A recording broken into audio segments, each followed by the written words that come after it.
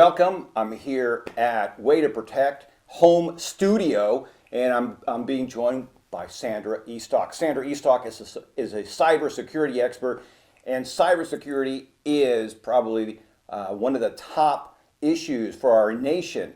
And we're going to be talking about cybersecurity and some of the things that you can do to protect yourself. Sandra Estock, thank you for having us. Thank you so much for coming. This is a privilege to have you in our own studio, and excited to share with you all the amazing things that you can take action. Great. So anyway, take it away. So one of the things that I really appreciate that you and your company are doing is you have a series of books that have taken fairy tales such as Hansel and Gretel, the Red Riding Hood, and things like that. You are going after children. Let me rephrase that. I'm not going after children. You are educating children. You're starting that. When I first heard that, I thought, man, that is such. Why do that? But the reality is that these kids are getting on devices at a very early age. Definitely. And you're educating them because that's what they're growing up with. And in some cases, parents are going to get hacked because their children aren't aware what they're doing. Yeah, one of the things that I get the most from my customers, from even my friends, is this feeling of powerless. As a parent, anyone wants to protect their family. Anyone wants to protect their kids. And as a parent that may not like technology or that may not be a tech-savvy person, it feels like intimidating. And I think that I believe that using the books and creating the content in a way that parents can translate that conversation to their kids. And I'll give you an example with that. So I have this 7-year-old boy. He took his mom's phone, and there was no protection in that phone, so he ended up in a porn page at 7. Yes. And of course, the mom was like, "Oh my God!" She just yelled and screamed and didn't know what to do. And she took one of the books, the Little Red Riding Hood, and the Power of and the Dangers of Impersonation. And together, so she went home, with her boy, and he was coloring the book, and they read it together. And she sent me this beautiful message saying how from that, previous experience, he was able to pivot a conversation in a much easier way with her kid about, there are things that happen online, and it just allows you, if you're not a technical person, to have that conversation, because cyber safety, whether you like it or not, rules everything we do. I mean, digital life and technologies everywhere. Yes. One of the things that you're a proponent of is cybersecurity isn't really technical. Yeah. It might be 4 or 5% technical, but for the most part, it is user error. The phone example is a great one there. This mom didn't have any protection, didn't have any restrictions on her phone, and her 7-year-old child somehow gets to a porn site, and so. But that to me is a great example of what you're about, in the sense that a lot of today's cybersecurity issues are user errors. We're too lazy to set a password. We're too lazy to change our passwords. We're too lazy to have a really strong password, meaning 7 or 10 digits.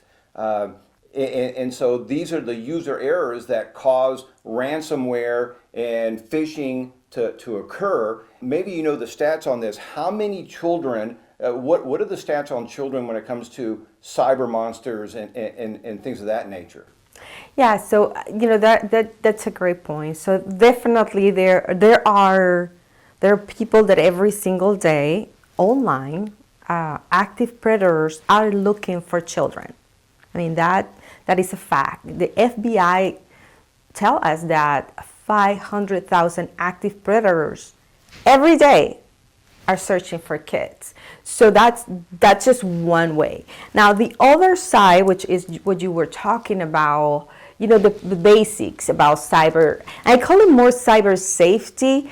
Cyber safety is more personal. Cyber safety is my own safety and the safety of my family. There are things that you can do right now that are not technical, and I think that's one of the misconceptions that we have, that, oh my God, I have to be a tech expert, a geek. And the reality is, every day people are going to be trying and triggering you using tactics, playing your emotions, playing, with your environment. And not always a technology, not always an antivirus, although I like them, or a VPN or a firewall, or those, technology tool or solutions are helpful. But if they were the only solution, we wouldn't have the problem that we have. So that's why I love what you just said, Bert. It's about us taking the action, because nobody's gonna do it for you. It's you and only you who can protect yourself, your family, your business, your employees, and it's bringing that cyber safety mindset. I call it inner cyber. Inner cyber. I like Yeah, that. it's like we all have it.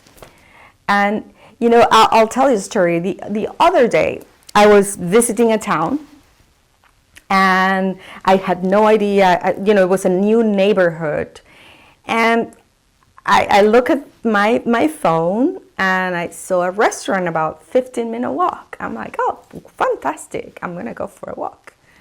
And I go, and my senses was like, I felt something in my body, like, when something is not right and it's You're not picking up safe, a weird energy or a vibe, you are yes. like, and it was very uncomfortable. It was like my senses, I think my eyes in my back were like, yes, exactly. And I get to the restaurant, and I sit in the bar area, and I was talking to the person, and I say, hey, how is this neighborhood? And he's like, oh my God, there's the traffic, the crime is being crazy. People have been, mugged in this area. Very, very dangerous. Did you walk? And I was like, oh, I wonder. That was exactly. So that's we all have that.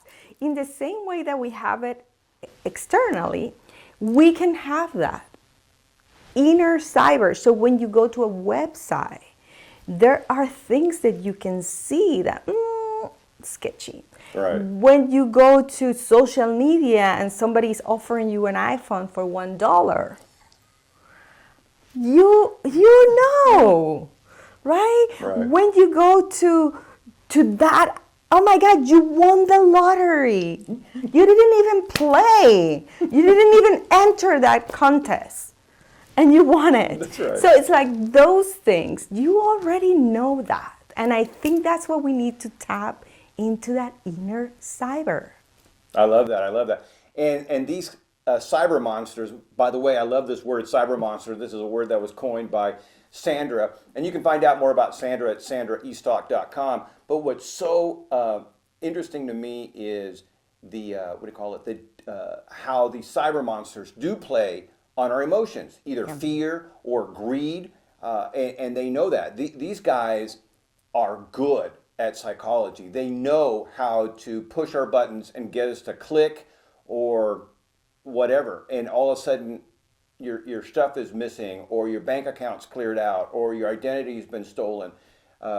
You, I think, have did an engagement, speaking engagement, where you talked about how there is a scam, for lack of better terms, where they are taking children who have passed away, and they get their social security number, or they create a social security number for them, and they create a total identity.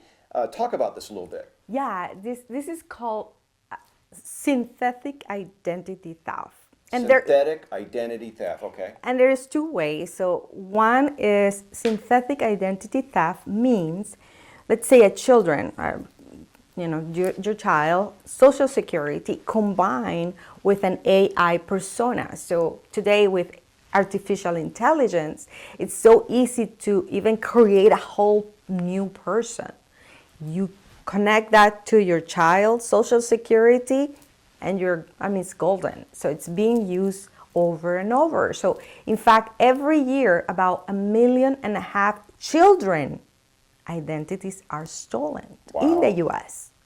Now the other side is what you were just talking about with a loved one that passed away, a disease, and that's another, it's called ghosting identity theft. And what it means is when your loved one passed away, if that social security remains active, if there are steps, and we can, at the end, of course, you can have a checklist where you can see what are the steps to take, but that identity is stolen and misused. So a loved one could be now part of a crime or part of a bigger scam because that social security is still active.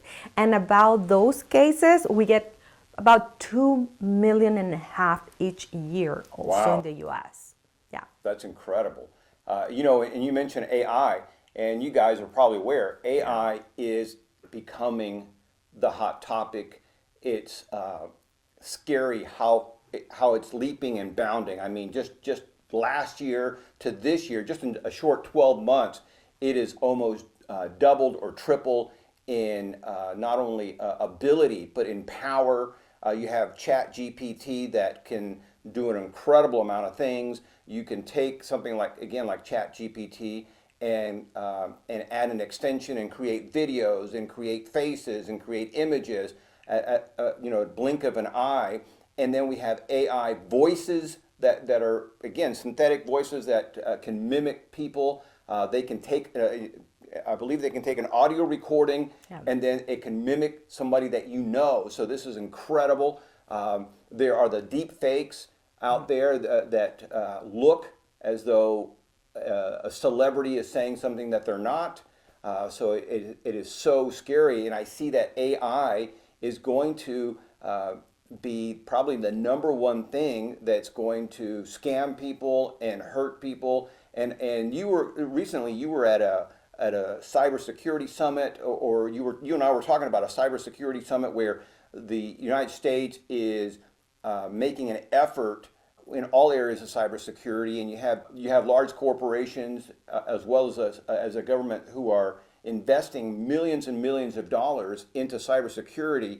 I guess these are like business grants, or people in the cybersecurity can maybe get some of this to develop defenses against AI. Is that right?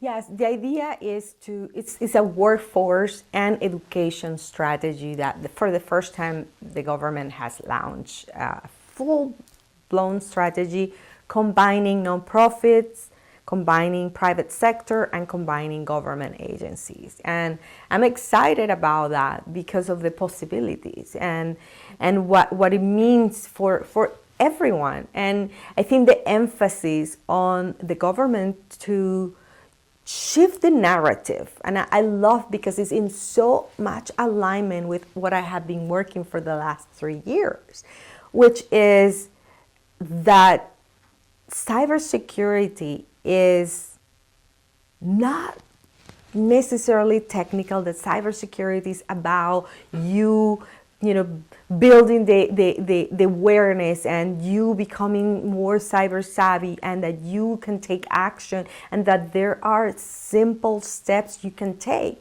And CISA, which is the largest organization that oversees infrastructure and technology in the US, just had a campaign exactly about this. and it's all about safety. It's all about consumer digital literacy and raising that, because at the end of the day, the more aware, and again, more intentional, more aware, more mindful that we are as a nation, the more we can withstand any, potential cyber attack that can happen. Yeah, I like that very much. And one of the things that I've learned from you over time is that really, and you kind of mentioned this already, that cybersecurity is not necessarily technical. When you hear the word cybersecurity, I think you're right. Most people think that it's a group of geeks, trying to, in some whatever clandestine situation, and they're writing code and doing stuff, trying to break into things like that. But it's not just that. I mean, it's pretty simple. You don't have to be a tech genius to take care of your own personal cybersecurity. And I want you to talk a little bit about this. Yeah, absolutely. There is one thing that I want to say is, cybercrime has become one of the biggest threats, and it's a business. And I think sometimes we don't see it that way. It's the biggest illegal business that exists. So think about all the cartels and all the different type of illegal activity, and cybercrime is much bigger than everything combined. So you're saying it's bigger than Everything. than everything. Drugs, Yes. trafficking, money laundering, all of that. You take all the crimes together, and then cybersecurity. Cybercrime. Cybercrime. Sorry, Yeah. thank you. Cybercrime is. Yeah, so I think all of those different type of crimes relate and are now diverted through technology, because Sure. it's so much easier. If you're behind a computer, you can do much more damage, and you can be anonymized in a more effective way than in traditionally somebody will go and rob a bank, right, with a mask Right. and rob a bank. Like, that kind of crime went away. And so that's the reality we're facing. It's the biggest, in fact, let me just give you this. Listen, if cybercrime were a country, it would be the third largest economy after the US and China. Wow. Wow. I like the way you put that. That is huge. The third largest economy. That is huge. That's massive amount of not just the money, but the energy that is being focused on cyber crimes. It's outrageous. Exactly. And of course, with that kind of funding available, or monetization, profitability, it's the barrier to entry is very low. Sure. Sometimes we think, it has to be very technical people. It has to be someone that really knows. And the fact is, some of the existing groups promote their own tools. Like, I'll give you an example. Phishing, right? We talked about phishing before, or we talk about ransomware. You can hire someone to do it for you. So you don't even have to do this. You can just go and hire someone to do it. Or you can hire a scammer, or you can hire a hacker. So the barrier to entry is low. Now, at the same time, with the initiative that we were just talking about with the government, is how do we combat that? Like, it's how do we fair the field? What is that phrase that? Even playing field. Even play field. That one. Yeah, so you gotta find a way. And how is that? It's educating everyone. It's educating you that is, sitting right now, maybe in a chair, that is maybe on your phone, or scrolling in your computer or in your tablet, that needs to have these minimum practices. That's you. That is part of the solution. And not seeing it as like, oh my God, it's scary, it's fear, and there's nothing I can do. Right. Well, and I think part of the issue is that most people have some kind of antivirus, right? I think that, and they think they're good. I have antivirus, I'm good to go. Anybody that has experienced this, you can still get a virus even though you have antivirus because they're constantly changing. That's why all of the companies are constantly updating their antivirus because they're constantly coming up with new ones. Absolutely. And I want to make people aware that there are companies like Sony, MGM, Caesars Palace, all of the major banks, all of the major credit cards. These people have a team of cyber security people trying to protect them, and they're still getting hacked.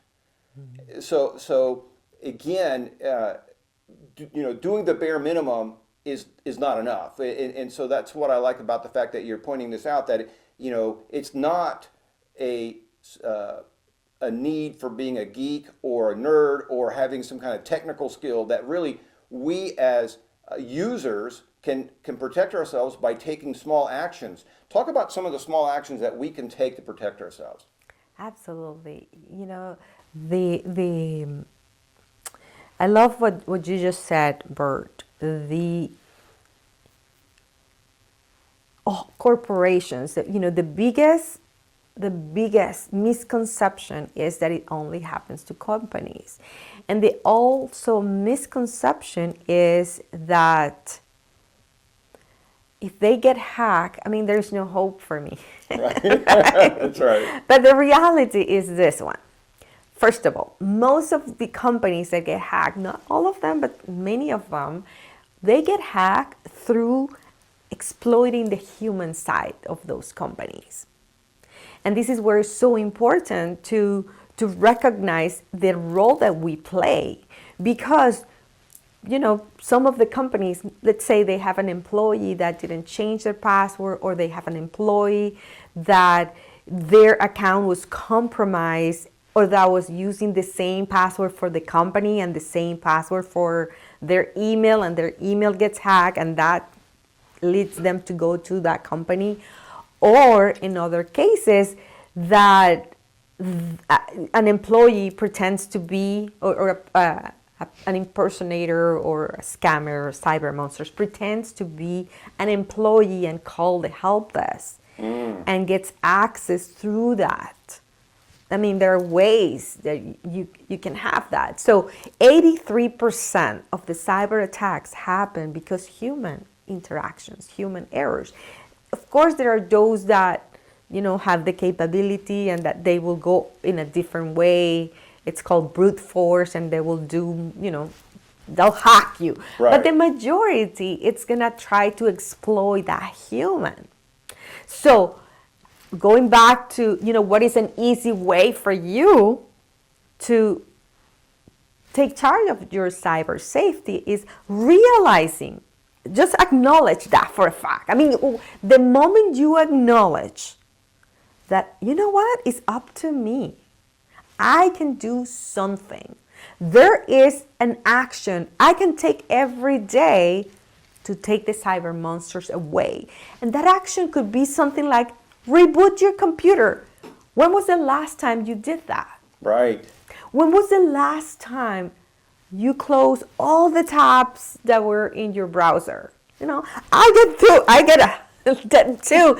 And I schedule myself, and I am very mindful with taking action every day. A tiny one, maybe a bigger one. Keeping our software updated. I like to think software updates, and I see them as, imagine you have a home, right? And you are in the living room, and then you see a hole in your living room, right? And then you see another hole, and another hole, and another, and a bigger one. And you're like, oh, my living room has a bunch of holes. And the bigger hole might fit a person. Now let me ask you, Bert, would you fix that wall? Immediately, absolutely. Right? Well, when we don't update the phone, what it means is a bunch of holes are on that phone. A bunch of holes are in your computer. A bunch of holes are on that tablet. So in the way, you're fixing the hole. So what are you doing today to fix those holes? And, those are simple things we can do. I love, you know, I used to hear this a lot, and I'm a food junk. I love to eat well, and I love good food, and Right. and I always heard like you are what you eat. Yes. Do you remember that? Yes. And then this shifted for me, and it was like you are what you think. Yes. Which I believe true, but I dare you to say you are what you click. Ooh, I like that. You are what you click. Yeah. And I like that. Again, guys, we're not talking about really high-tech stuff. Change your password, update your computer, update your software. I like this idea of just rebooting, which we all hate to do. We hate to reboot, but this causes these holes. When you look at these websites that get hacked, a lot of them have not updated in weeks or months or years. WordPress, which is one of the most popular website builders out there. It's on most media websites. It's prevalent. Yep. And they will tell you that the biggest security issue they have is that people don't update their frameware. They don't update the different extensions that you can add to WordPress. So these are, again, you don't have to be a tech genius. Just hit update. Just refresh, just reboot. Yeah. And it's these little things that keeps the cyber monsters away. So I like that. Okay, I want to talk about this. We were talking about this being a big business. So a while back, both Caesars and MGM got hit with ransomware. They were completely locked out of everything. Again, probably by a careless employee. Who knows how it got in, or might have been, like you said, by brute force. But either way, they got locked out. Caesars paid $15 million fairly quick, but MGM said, no, we're not going to pay. They got the FBI involved, and their website has been down for a while. So let's talk about this. Is there, what's the pros and cons? Pay, don't pay? Give me your thoughts on this. Yeah, that's such an interesting question, because the FBI will definitely advise not to pay the ransom. And why is that? Is because the more we pay for ransomware, the more it incentivizes the criminal activity, right?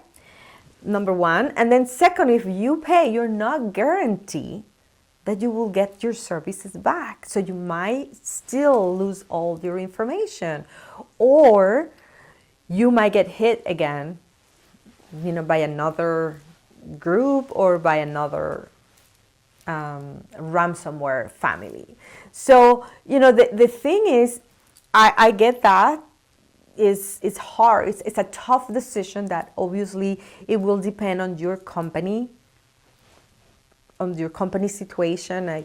You remember last year and a half ago, one of the pipelines, the gas, was also hacked, and it was held for ransom. And it was that, again, the gas and utility companies, they get hacked. Do they pay? Do they not pay? Cities, so many cities have been crippled. And whether they pay or not means they might not restore their operations because they didn't have the basis in place, or they didn't have an infrastructure that allowed them to go back to business. So at the end of the day, it's that decision of your business to do, what works for you. What I prefer to see, Bert, is you be proactive. And like, if you have data that is very important, where do you have that data? How are you protecting? Who has access to that data? How are you backing up that data? Do you have it in multiple places? Like, if you get hit in ransomware in one place, can you just restore it from another offline backup. And that's how some companies choose not to pay. It's painful to go through and, like, you were talking about this example where one of the companies, withstand a loss for days and days because their services were interrupted. They couldn't get this. People couldn't register. People couldn't go here. But it was a choice for that management to say, I'm not going to pay for it. Right. And I just go with whatever consequences of this is, and I'll just trust that I have enough things in place to let me go back to business. So that's a choice. And now, one thing that I want to go back to you is, did you know? Yeah, we talk about big corporations, but what about small businesses? Because the reality is 43% of all the hacks or data breaches that happen to small businesses. 43%. 43%. Okay. So think about this for a moment. If you are a business owner, the healthcare industry, the finance industry, all these, even government, like all or those are like 17% or 15%. Small businesses are 43%. 43%. And when you think about that, America, primarily, its economic engine is small businesses. So 43% of all small businesses are going to be attacked on some level. Yes, and as a small business myself, I take this very seriously because the reality is, we wear so many hats as a small business. We have to, sometimes we don't have the resources. Sometimes you don't, you have to decide between marketing and sales and this and that. And sometimes we think, cybersecurity later. But the thing is, when a company gets hacked, a small business, 60% of them are out of business within 6 months. Wow, think about that. And is that because they don't have the resources to recover? Yes. So it's just, unfortunately, they have to shut down.